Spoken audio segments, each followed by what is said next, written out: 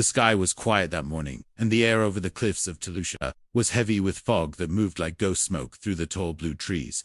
No wind dared to push the thick white mist that covered the ground like a warning. Leora stood on the edge of the sacred path, her silver eyes fixed on the hangar that her people called holy. She had trained her whole life to become one of the sacred guard, the watchers of the ship that no one could touch. No one had entered the hangar in over 1,000 years, not since the last trial, not since the ship had chosen no one. Her robe shimmered in the dim light as she turned at the sound of footsteps behind her. It was the guest. The outsider, the one the council called a watcher only. Connor Vance, the human pilot with short brown hair and strange humor that made her people uncomfortable, was walking too close to the hangar. His eyes were wide like a child staring at something forbidden. "Cannot go there," she said firmly. "The path is closed." His boots crunched the frost-covered leaves, but he did not stop. He looked back at her and gave a half-smile that meant something between trouble and curiosity. "Just want to look," he said softly, "just a peek." Leora stepped forward, her hand near the energy baton on her belt. It was her duty to stop him, but something in his face held her still, not fear, not arrogance. Just something like wonder, the kind of wonder she had once felt before the rules became more important than the dreams. The hangar stood like a giant stone egg, its surface smooth and pulsing with soft light that no one understood. Ancient symbols moved slowly across its skin, changing shape each day like a living script. The people called it the breath of Zora. Reached out his hand, and the world seemed to hold its breath. Or opened her mouth to warn him again, but the moment froze as his fingers touched the surface of the door. A sound like a deep chime echoed through the air, not loud but full, like the tone of a voice speaking from under the earth. The symbols glowed brighter, and the door cracked open. Just a little, not enough to enter, but enough to prove what should not be. Truly. Aura took a step back, her heart racing. "How did you do that?" she whispered, more to herself than to him. "I do not know," he said, still staring at the door. "It felt like the ship was waiting for me." He turned to her then, and for the first time Leora saw something behind his eyes, something old, something that did not belong to him but somehow lived in him. The sound drew others. Soon the guards arrived, weapons ready, their voices loud and angry. "What has he done? How dare he touch the holy gate?" The council came next, with long robes and long faces filled with fear, not of the human but of what he had awakened. They pushed Leora aside, asking her why she led him near the door, asking if she too had broken the oath. She tried to speak, but her voice was lost behind the noise of old men arguing about prophecy, about blood, about what must be and what must never be. But the door was still glowing, and the chime still rang softly, like a heart that had finally begun to beat.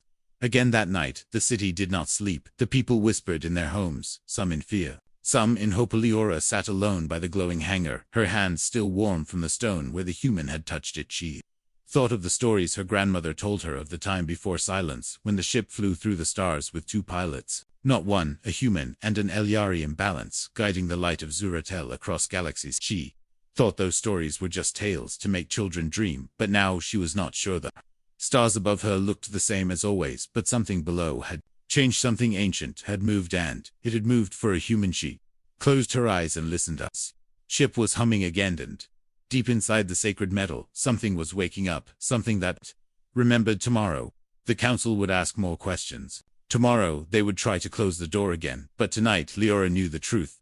The forbidden hangar had called out, and someone had answered. Not one of her own, not a chosen elder, not a bloodline prince, but a stranger from Earth, a pilot with no prophecy, no training, no destiny, only a touch, and that was enough. The door would open again, and next time it might not stop halfway. Next time, it might let him in. The sky turned red as the second sun rose over the hills of Telusha, bathing the temple towers in light that burned like truth. The sacred council had gathered before sunrise, their faces sharp, their robes heavy with old power and older fear. Across the chamber, the human stood still, his hands behind his back, his boots dusty from the path to the hangar, his eyes calm but alert, as if he knew something they did not. Leora stood beside him, her posture stiff, her heart pounding. The council had summoned her, not just as a witness, but as one who failed in duty. Though no one dared speak the word out loud, he touched the gate. Without permission, the first elder spoke, his voice cold. The gate answered him, and for this the people now question everything. Connor said nothing. The gate opened. Leora said quietly, not fully, but it did, and it glowed when he touched it. "That is not possible," the second elder snapped, but it happened. The chamber fell into silence as the third elder slowly stood, her hands shaking, not with age but with doubt. "We have waited for 1,000 years for the sign," she said, "and now that it comes, we reject it because it does not fit our law." The First elder turned sharply. We reject it because it is dangerous, because it is human. The word hung heavy in the air. Connor spoke finally, his voice steady. Did not mean to offend your people. I did not come to steal your past or your legends. Then why did the ship respond to you? The elder demanded. I do not know. His answer was honest, and the truth of it rang louder than all the council's speeches. The council dismissed them. Both with silence, guards escorted them out, not with force but with eyes that warned them not to return. As they walked through the temple halls, Leora could hear the whispers already starting behind curtains, in corners, and on balconies. The people were speaking, the people were wondering, the people were afraid. She walked ahead, but Connor caught up beside her. Did I make things worse? He asked. She shook her head slowly. You made things move that night. She returned to the hangar alone. She stood before the gate, watching the faint glow where his hand had touched it. She reached out and pressed her own hand to the same spot. Nothing happened, only cold stone and silence. She pulled her hand back quickly. The ship was waiting, but not for her. She turned. When she heard soft footsteps behind her, Connor stood there again, but this time he held something in his hand, a small recording device, blinking with blue light. I did not sleep last night, he said. The dreams kept coming, strange lights, strange voices. They said the name Zuratel again and again. That is the name of the ship. I know. He handed her the device. She pressed play. A soft voice filled the air, calm and alien, but speaking imperfect. Earth. English. A gate has chosen flesh of balance, soul of memory. Command. Key confirmed the voice. Stop it. Leora stared at the device, then at him. This is not fake. I know you must leave, she said, her voice low. If they find out, they will not let you speak again. I cannot leave, not yet. The ship knows me. Leora looked up at the moon rising behind the cliffs, the silver light casting long shadows across the forest. If he was telling the truth, then something deep and powerful had awakened, not just in the hangar, but in history itself. She knew the stories of the gate trials, how only the soul in harmony could awaken the old ship, and how her people had failed again and again across generations. They thought it was because the time had not come, but maybe it was because the gate was only half of the answer. Maybe the other half came from a world far away from stars. No Elyari had ever visited a world called Earth. The ground rumbled softly under their feet for a second, just enough to feel like breath from a sleeping giant. Connor looked down, then back at the ship. It is dreaming. Leora did not argue, because she felt it too. The next morning the council chamber stood quiet, but the city did not. Murals of the ship began to glow on their own. Across ancient walls, temples heard songs from deep within their stones. Children dreamed of light they could not name. It in the sacred tower, far from the eyes of the people, a hidden council member whispered to a shadow screen. He is the key. We must break him before the ship wakes fully, before it flies again, because if it does, power ends. The wind howled across the cliffs that night, but inside the hangar there was only silence and dust and a heartbeat that was not human. Leora stood in the shadows, her breath shallow as she watched the human walk toward the sealed gate. The glow had faded since yesterday, but the stone still pulsed like it was waiting for someone who had been gone too long. Connor raised his hand again and touched the place where the light once bloomed, and for a moment nothing moved. Then the gate shifted. Not slowly, not gently, but with a deep groan that sounded like it came from the bones of the planet. The stone slid apart and a gap appeared, just wide enough for one man to pass through. Leora stepped forward, her voice caught in her throat. You cannot go in, but he was already stepping into the dark. She followed without thinking, her duty forgotten, her fear silent inside. The ship, it was not like the temples or towers of her people. It was smooth silver and dark, lightless, yet full of shapes that felt alive. Symbols floated in the air, changing every second, as if the ship was dreaming, in words. Connor touched nothing, but the ship reacted to him anyway. Lines of soft light followed his steps, forming a path through the endless corridor. Lily walked behind him, her boots silent, her eyes wide with wonder. This was a place her people had guarded for generations, but none had seen the inside, none had dared enter for it. Was said the ship would consume the unworthy. That ship welcomed him. They reached a round chamber in the center, and the light gathered into a sphere hovering in the air above a silver pedestal. The sphere blinked once, then cracked open like an egg, and revealed a small seat and a floating screen of moving images. Stepped forward, and the screen changed it, showed stars, then battles, then two figures, one Eliari and one human, both standing at the helm of this very ship, both glowing with the same energy. This cannot be real, Leora whispered. Connor did not answer. He reached out and touched the screen, and it spoke in the same voice from his dream command. Key confirmed. Soul match detected. Memory loop opening.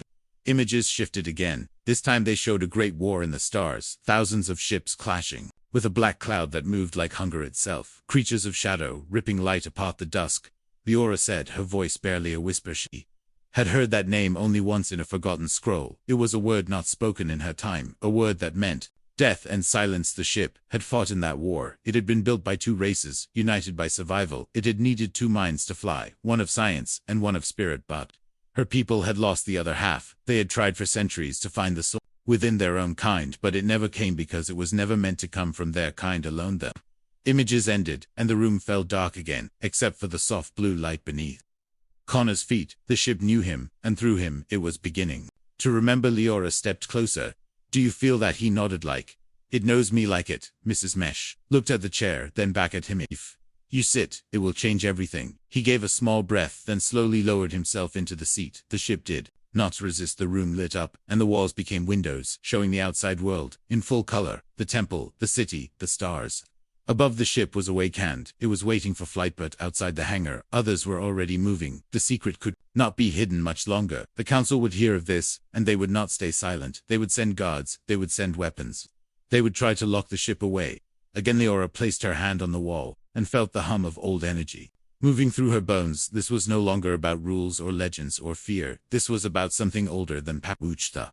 Human was not an invader. He was the answer to a question her people had forgotten to ask. And now that answer had opened the gate. The ship spoke one last time before the door began to close. Flight core linking soul bond, stable awaiting partner. And Leora looked into Connor's eyes. The ship is asking for both of us then.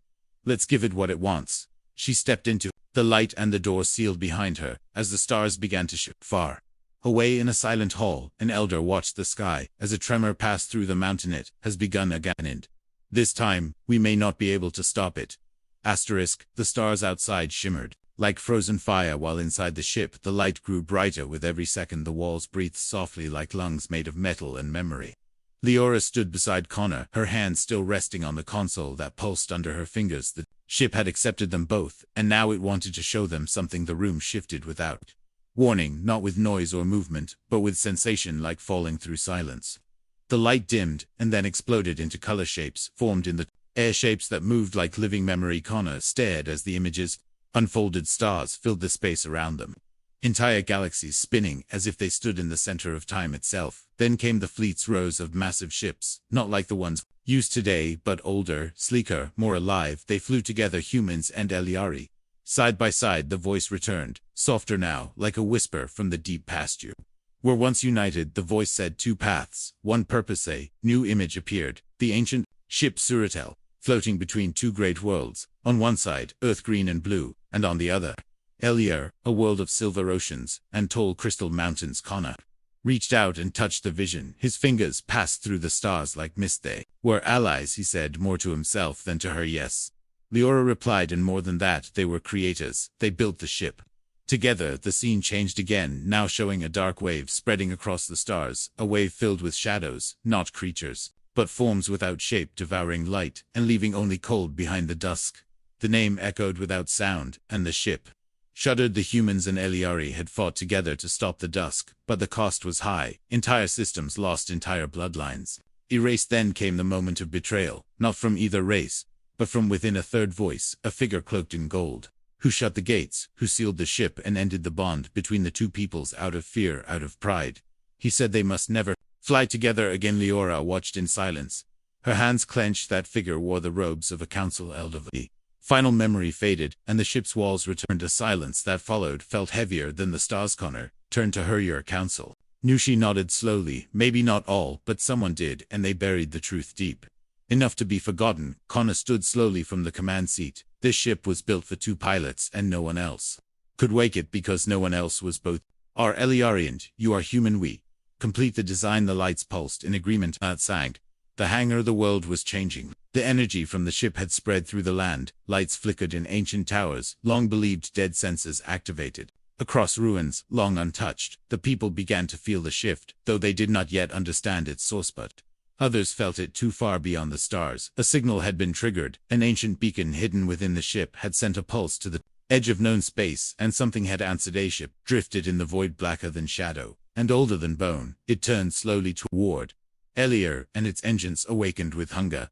The dusk had heard inside Zuratel. Leora and Connor did not yet know what was coming, but the ship did it, shifted beneath them, showing a map, a path, a warning the dark wave is moving again. The voice whispered, and this time, it will not stop. Connor placed his hand on the console. Again then, we cannot stop if stood beside him, eyes sharp, voice steady, then we must fly. Ship accepted the command, and light rushed around them, symbols glowed across the walls, and deep in the heart of the ship, something ancient stirred. The engines of Zuratel began to breathe outside the hangar. The guards arrived too late. Their orders were clear, but their weapons meant nothing against the will of the ship. It lifted from the ground, slowly, then faster, then broke through the sky like a star reborn. The people watched in awe. The ship they thought lost to legend was alive, and it was flying again with a human and an Eliari inside together, as it was always meant to be, far above the world. As clouds tore apart and space opened its arms, the ship spoke again. Pilots linked mission reactivated, target unknown, threat approaching, prepare for encounter. Connor looked at Liorano, turning back now. She smiled, not with fear, but with something stronger, opened the stars ahead, waited with open eyes. The sky over Elia cracked with thunder that did not come from clouds. The people ran to the temples, to the towers, to the ancient plazas that had not echoed with fear in centuries. A deep red light burned above them, spreading from the clouds like a wound in the heavens, and in the center of that burning sky was a fleet. No Eliari ship, no human vessel, no known flag, only darkness. Liora stood at the edge of the command chamber, her hands tight on the glowing console, while Connor adjusted the pathing display. The ship flew with speed and grace, yet something heavy moved in its circuits, something that remembered pain. The dusk is not waiting this time, Connor said, watching the map turn red. They are coming fast, they are coming hard. The ship had shown them the edge of the dusk fleet, a swarm of dark vessels shaped like bone and smoke, a storm of black metal that moved with purpose. They do not speak, Liora whispered. They do not give warnings. They consume. The Zuratel turned on its own, without command, as if drawn toward the place where the first strike would fall. They reached the capital city, and hovered over the tallest spire. The people below stared up in silence, eyes wide, mouths open. Their legends had returned, but legends could not stop fire. The first blast hit the outer shield of the city, a wave of crackling red energy that shook buildings and shattered glass. Panic spread as more blasts followed, each louder, each closer. Connor looked at Lero. Have to do something. She nodded. The ship is ready, but it needs more. He placed his hand on the flight core again. The lines of energy shifted and wrapped around his arm. The same happened to Liora.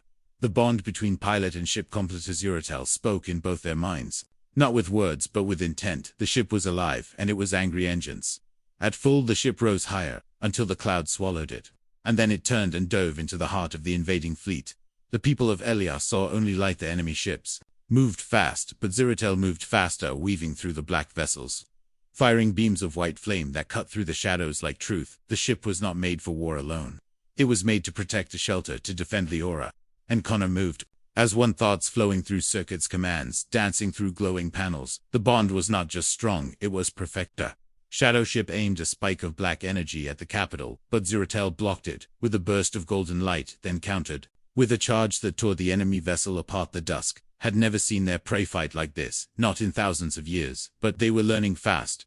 Connor saw it first on the display, a larger ship, a command vessel with wings like broken glass, and a pulse that made his teeth ache. That one is different, he said. Liora nodded. That one is leading the swarm. They dove again, but the command ship moved quicker than the rest, its shields absorbing the blast and sending a wave of psychic feedback. Through Zuratel the ship shuddered, and the lights flickered. Liora fell to her knees, her mind filled with noise. Connor reached out and caught Harry. Have you stay with me? The ship recovered slowly, but the damage was done. The dusk were adapted. Looked at the city below. He saw the shields weakening. He saw the fear. We need more power. Liora stood again, wiping blood from her nose, her voice shaking. There is one chamber we have not unlocked. He followed her deeper into the ship, through a narrow corridor where light bent in strange ways. They reached a door with no handle, no console, only a mark glowing with both their blood signatures. They placed their hands on it together. The door opened. Inside was the soul core, the ship's heart, a swirling sphere of memory, of sacrifice, of everything the ship once was and could be again. You trust me? He asked. With everything she said, they stepped into the core, and the ship screamed not in pain, but in awakening. Zuratel unleashed its full-form wings of light spread from its body, and a storm of energy burst outward. Every dusk ship nearby turned to ash. The command vessel staggered, its hull cracking, but it did not fall. Not yet. Liora and Connor returned to the command seat. The ship's voice now, stronger, clearer. Target marked, energy surge ready this time. We hit it together, he said. She smiled. Let us show them what a sacred ship truly is. They fired and the sky turned white. The sky had turned to fire, but the people still looked up, not in terror, but in awe. Above the broken towers, above the shattered domes, there flew a shape they knew only from songs and carvings, the sacred ship. Zuratel, once lost, once silent, now alive and burning through the air like a god reborn inside the ship. Connor gripped the glowing controls, not with strength, but with trust. The light moved with him, the panels shifted before he touched them, as if the ship could feel what he needed before he knew it himself. Beside him, Leora stood tall, her eyes locked on the enemy vessel that still floated above the capital, that still refused to fall. The dusk flagship had taken damage. Deep cracks spread across its black hull. Strange pulses beat from its core like the sound of something ancient and wrong trying to remember how to hate. Azuratel circled the fleet with smooth grace, every move perfect, every dodge silent, no sound inside, only focus, only will. Leora reached toward the energy console, her fingers moving across the floating runes. The weapon core is charging, but it needs time. Connor nodded. Then we by ETH pulled the ship into a dive, twisting between the falling debris of enemy craft, their metal shells still glowing from the earlier blast. The wind screamed across the hull, but the ship never shook, never hesitated. Zuratel responded to Connor like an extension of his mind, every breath a command, every thought a trigger. Leora closed her eyes and felt the ship's heartbeat. It matched hers, not in rhythm, but in purpose. It was not just technology, it was memory, it was history, it was alive. The enemy fired again, bolts of red light tearing across the sky, but none touched the sacred ship. Zuratel flowed like light, like water, like something free after being caged for 1,000 years. Connor flew beneath the main gun of the flagship, flipped the ship upward, and launched a pulse that exploded across the enemy's shield. It cracked again, but still held. Leora opened the second gate. Deep in the core chamber, a surge of power raced through the ship. Lights turned gold, the engines flared with pure energy. The voice of Zuratel spoke again, this time not a whisper, but a presence full. Link achieved fusion pilot command, unlocked. Connor looked to Leora. What does that mean? It means we stop flying alone. Their minds joined, not like a machine, not like a link, but like a bond. He saw her memories, the training, the shame, the loneliness of guarding a ship that never spoke. She saw his pain, the battles, lost the home far away, the search for meaning beyond orders. They saw each other, and the ship responded. Zuratel S-wings spread wide streams of radiant energy, burst from its hull, forming shields around the falling city. Below, people looked up and saw the light they thought would never return. The dusk flagship turned all weapons on the sacred ship, every cannon, every launcher, every beam aimed at the heart of Zuratel. Connor smiled, then let them try. He flew straight toward the enemy. Leora opened the final chamber, the star core. It had not been touched since the last war, a spinning orb of compressed starlight locked inside a cage of thought and time. Do it now, she said. Connor nodded. Zuratel charged forward, and all time seemed to slow. The enemy fired, but the beams bent, the blasts scattered, the shadows recoiled, because Zuratel had remembered what it was, not a weapon, a protector. The star core opened, and a beam of light so bright it had no color shot forward. It hit the enemy flagship at its center, not with force, but with truth. The black ship cracked and shattered, its form breaking apart in silence. The pieces fell like dust. The sky cleared, the dusk fleet turned and fled. But Zuratel did not follow it. Hovered over the city, its light slowly dimming, its wings folding as if tired but proud. Connor and Leora sat in silence, the battle over the bond still warm. We did it, he said softly. Yes, she said, and not just for today. The people below began to cheer, not for one, not for the other, but for both, for the human who flew the sacred ship and for the Eliari who stood with him together as it was always meant to be. The light of morning poured over the quiet city of Telusha, where silence had returned, not from fear, but from awe. Zuratel hovered above the sacred cliffs like a guardian. Come home, its golden glow dimmed, yet still pure. The fires of the battle, now only smoke in the wind. The people gathered below, with eyes lifted and hearts full, not because they understood what had happened, but because they felt it, deep in their bones. Leora stood near the ship's open ramp, her boots on the ancient stone where thousands of her kind had once walked in prayer, her body tired, her face still marked with ash, but her spirit shining with something new beside her. Connor stepped out, slow and quiet, not with pride, not with power, only with presence. Crowd said nothing at first. Then came a single sound, not a cheer, not a song, but a breath, thousands of voices exhaling together, as if they too had held their breaths since the moment the ship flew. The council arrived, robes burned, faces grim, yet they did not speak with command. They came not to accuse, but to witness, their eyes locked on the ship, on the human who stood before it. And on the Eliari girl, who walked beside him, the first elder stepped forward, his voice rough with disbelief. You flew the sacred ship? Connor nodded. I did. The second elder tried to speak, but found no words. Leora stood tall, her voice calm, her heart strong. The ship chose him, and it chose me, not because of blood, not because of name, but because we came together, not to claim, but to protect. The third elder looked up at Zuratel, and something in his eyes changed, not fear, not anger. Only surrender, the kind that comes when truth stands too strong to deny. Then the oldest among them stepped forward, not a council member, not a warrior, but a woman in simple robes, her eyes milky with age, her steps slow. She pointed at the ship, and then at Konowai. Dreamed of this when I was a child, she said, the ship flying the human inside the Eliari. At his side, no one believed me, but I remember. The silence cracked, then cheers rose like a wave, voices shouting names. Blessings, words of old joy returned to the city, not just as celebration, but as awakenings. Zuratel slowly lowered to the ground, the ramp extending, the doors opening wider, as if to say it was ready to stay, not just as a weapon, not as a relic, but as a bridge. Connor looked at Leora, then at the people, then back at the ship. They will need leaders now, he said. Leora smiled. Not leaders, partners. Inside the ship, lights began to shift. A new room appeared, one neither of them had seen before, a chamber filled with records, voices, memories, not of war but of peace, the history of both Earth and Eliar, stories of old unity, hidden for centuries, now rising. Again the people were invited inside, not all at once, but slowly, carefully. The children came first, wide-eyed and quiet, touching the walls that sang with warmth. The elders followed, and then the gods and the builders, and the thinker. Zuratel welcomed them all. The city changed after that. The council stepped down, not with shame, but with understanding. A new order was formed, one lead not by bloodline, but by bond.